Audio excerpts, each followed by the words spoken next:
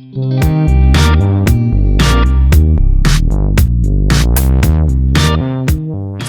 guys, we're taking kind of a slight pause from all this triangle stuff. Don't worry, we'll be right back there next lesson, but we're going to look at congruent figures. Now, we're going to only look at congruent triangles in this, but this also applies to quadrilaterals and pentagons and hexagons, all of that. Okay, all polygons can be congruent, but we're just going to look at congruent triangles today. So, just kind of retrace what we know about congruency. And so this is just kind of going back and reviewing that. Remember that congruent, when we talked about congruent angles, we talked about them being the same measure, okay? Because congruent, from back in probably like fourth or so grade, you learned that congruent is the same size and the same shape.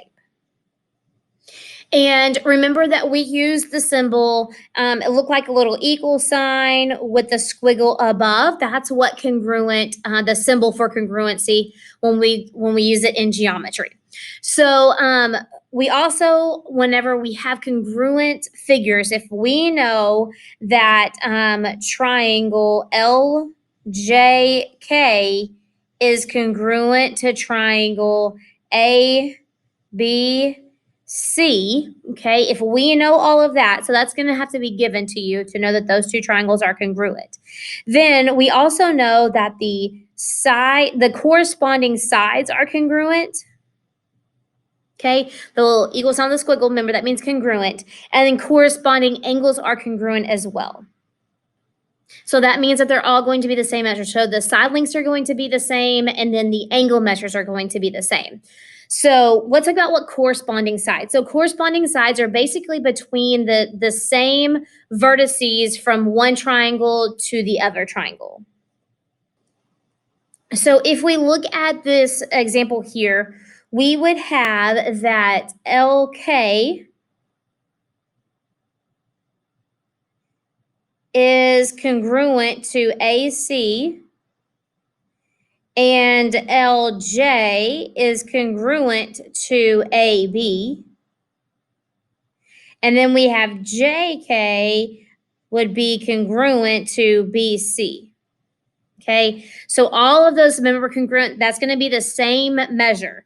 And so they're between corresponding angles. So corresponding angles are going to be in the same place. All right, of two different triangles, so in the same place. So angle A is going to be congruent to angle L. That's what we would say. So angle A is going to be congruent to angle L. We also know that angle J is going to be congruent to angle B. And then we also know that angle K is going to be congruent to angle C. That means they're going to be the same measure. Now, we also know that based on these letters up here. So look where L is and look where A is. Okay, so those are going to be corresponding angles. And then we can look where J is and look where B is, corresponding angles again. And then lastly, looking at K and then C, those are going to be corresponding angles as well. So that's kind of where we can get that information as well. So if we're given a congruency statement like that, then we can tell if we can determine the corresponding angles and the corresponding sides. And that's sometimes we have to have that. We're going to learn how to prove triangles are congruent a little bit later. We're going to prove that angles are congruent in a couple of lessons. So if I know that triangle CAT is congruent to triangle JSD, so you'll notice that C and J are in the same order as far as like naming the triangle. Those are going to be corresponding angles. So the congruent angle, so angle C is going to be congruent to angle J. So C and J are going to be congruent. And then the next letter is A. So angle A is going to be congruent to angle S. So A and S are going to be congruent. And then lastly, I'm going to have angle T is congruent to angle D. So that's going to be this one here. Okay, so all those are congruent. So you can see that it's kind of JSD is it's flipped over first of all, and it's kind of tilted the other way. So now you can sort of see why we talked about reflection and rotation first before we looked at these, because you have to be able to see that. Now we're going to look at congruent sides. So congruent sides are going to be between corresponding angles. So I'm going to have, so you can see between the red angle and the blue angle, which makes it really nice on here because I had them color coded. Those are going to be corresponding angles. So I'm going to have CA is going to be congruent to JS. So this side is going to be congruent to this side. And then between my red and green, that's going to be CT is going to be congruent to JD. So this side is going to be congruent to this side. And then lastly, I'm going to have AT is going to be congruent to SJ. So this side is going to be congruent to this side. So that is just the congruency statement, and we know congruent member is going to be the same measure. So that's going to help us out. So let's look at this one. So we want to determine, is triangle GHJ, so that's going to be this triangle here, is it congruent to IHJ? And so we need to make sure that we determine that. So first we need to look to see if the angles are going to be congruent, because I think that's kind of easier. So if you'll notice, G and I, those are listed first. So those are congruent. Those are corresponding angles.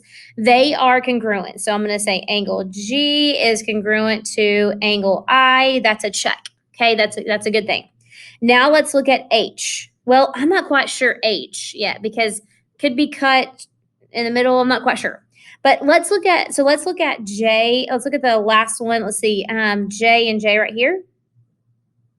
So angle J would have to be congruent to angle J because they're the same angle there. But also they're noted here with right angles. So they have to be 90 degrees, both of them. So yes, they are congruent. That's a big check in the right direction. So now let's look at H.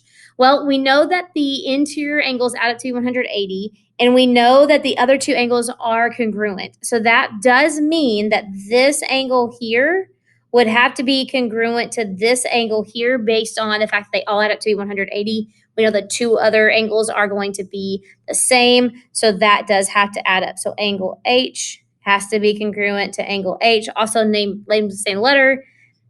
Check on that. Okay. All right. So now we need to look at the side lengths. So if you'll notice, I have one tick mark here and I have one tick mark here. That means that they're congruent. So GJ is congruent to JI. That's a check. And then we know that GH is congruent to HI. That's a check because of the two little tick marks. Now let's think about this center line. So the center line is the same line that the two triangles share that line. So yeah, it has to be congruent to the same line. So especially when you write it out, HJ is congruent to HJ. That's a check. So therefore, yes, they are congruent triangles. Okay, based on the fact that I know that the corresponding angles are congruent and I know that the corresponding sides are congruent.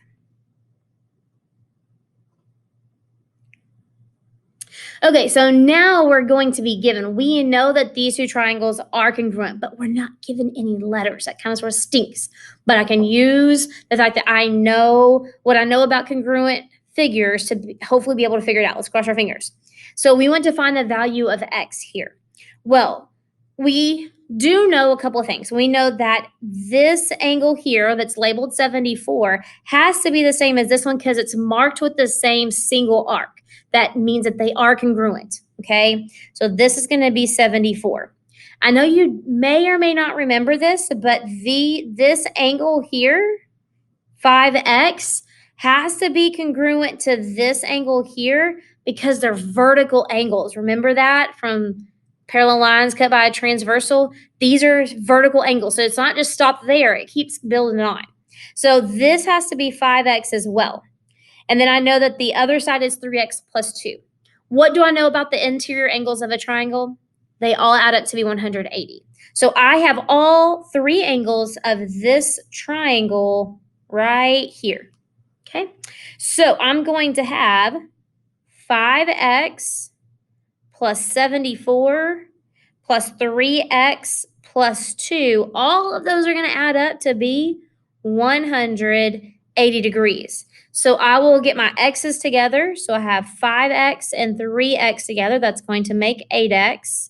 And then I can get 74 plus 2 together. That's going to make 76 is equal to 180.